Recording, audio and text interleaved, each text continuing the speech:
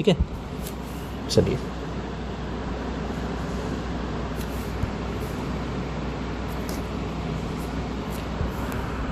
Now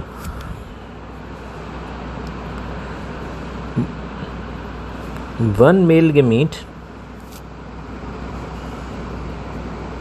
fuses with the egg or the oosphere. This is first fertilization. The second male gamete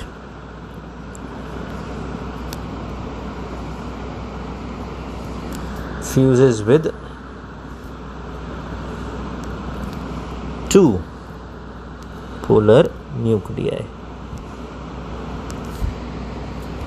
ठीक,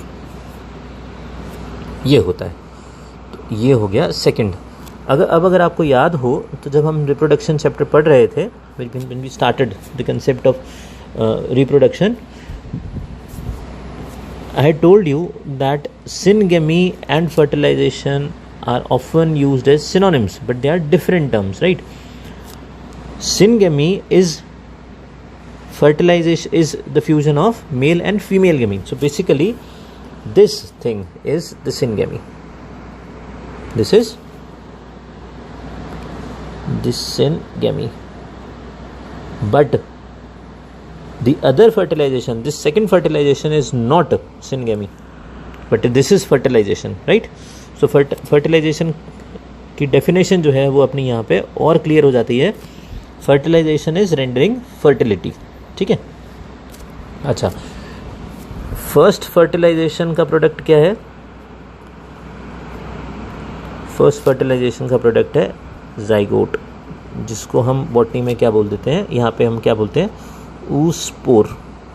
ठीक है, second fertilisation जो हो रहा है,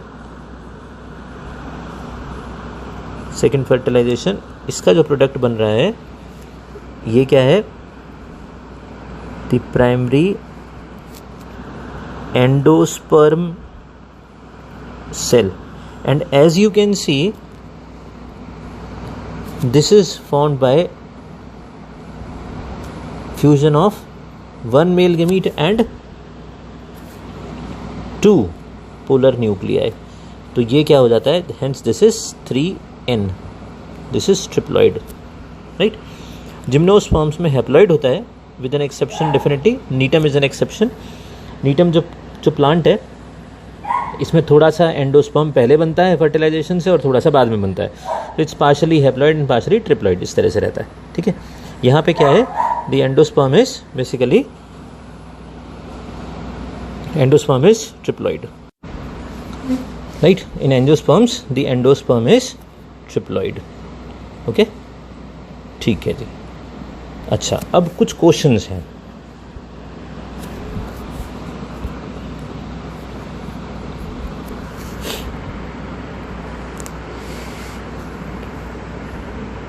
The first synergid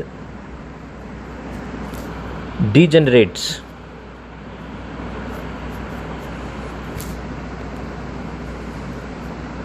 soon after the entry of pollen tube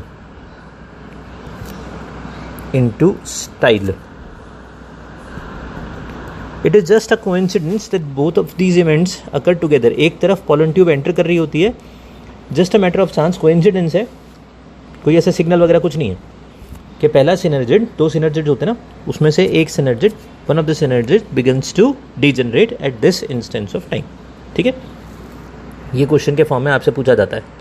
the first synergid, now this is the first synergid which degenerates. Second, male gamete, the first male gamete is released into the second degenerating synergid. ठीक है, दूसरा synergid degenerate हो रहा होता है, उस समय male gamete इसमें रिलीज होता है. अब आपसे ये पूछा जाता है, the male gamete is released in, central cell, embryo sac, synergid, antipodal cell, anything would be there. The answer is it is released in the synergid. Okay, ठीक है. Pollen tube is attracted towards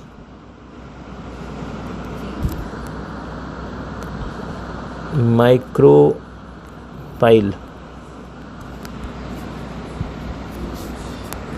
This is due to secretions of synergids. Synergids form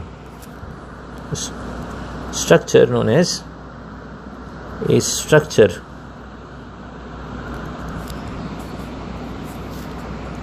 called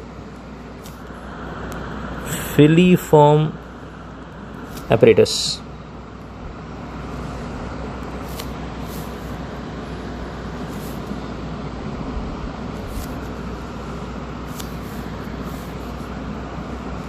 Filiform apparatus. ये एक finger like structure है. ये जो cell है synergid जो है ये इस तरह का एक फिंगर लाइक ये इस तरह का स्ट्रक्चर बनाता है. ठीक है, ये इस तरह का स्ट्रक्चर बन रहा होता है. इसे हम क्या बोलते हैं, ये इसका न्यूक्लियस, इसे हम क्या बोलते हैं, फिलीफॉर्म एपरेटस. राइट, ये जो फिलीफॉर्म एपरेटस है इट सिक्रीट्स शुगर्स. राइट, अब एक और क्वेश्चन. ये बेसिकली 11th क्लास से रिलेटेड है. Movement of male gametes